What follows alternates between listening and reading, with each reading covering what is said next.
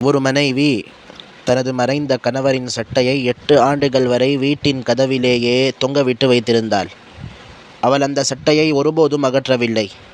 அந்த சட்டையின் ஜேபில் அவள் எப்போதும் சில பணத்தை வைத்து கொண்டிருந்தாள். குழந்தைகளுக்கு பணம் தேவைப்பட்டால் அவள் மெதுவாக சொல்லுவாள், உங்கள் அப்பாவின் ஜேபிலிருந்து எடுத்து கொள்ளுங்கள். தனக்கே பணம் தேவைப்பட்டாலும் குழந்தைகளிடம் சொல்லுவாள், உங்கள் அப்பாவின் ஜேபிலிருந்து எனக்கு கொஞ்சம் பணம் எடுத்து கொண்டு வாருங்கள். இந்த செயல் காரணமாக அந்த வீட்டில் நடைபெறும் சாதாரண உரையாடல்களிலும் அப்பா என்ற வார்த்தை அடிக்கடி கூறப்பட்டது. அதனால் குழந்தைகளின் மனதிலும் அந்த மனைவியின் இதயத்திலும் கணவரின் நினைவு எப்போதும் புதிதாகவே இருந்தது. அவள் இதை செய்ததற்கு காரணம் குழந்தைகள் தங்கள் தந்தையை ஒருபோதும் மறந்துவிடக்கூடாது என்பதற்காகவும், வாழ்க்கையின் ஒவ்வொரு சிறிய தருணத்திலும் அவர்களின் தந்தையை இருப்பை உணர வேண்டும் என்பதற்காகவும் தான். உண்மையில் ஒரு தாய் என்பது அன்பு, தியாகம் மற்றும் சுயநலமற்ற விசுவாசத்தின் ஒரு பெரிய பள்ளியாகும்.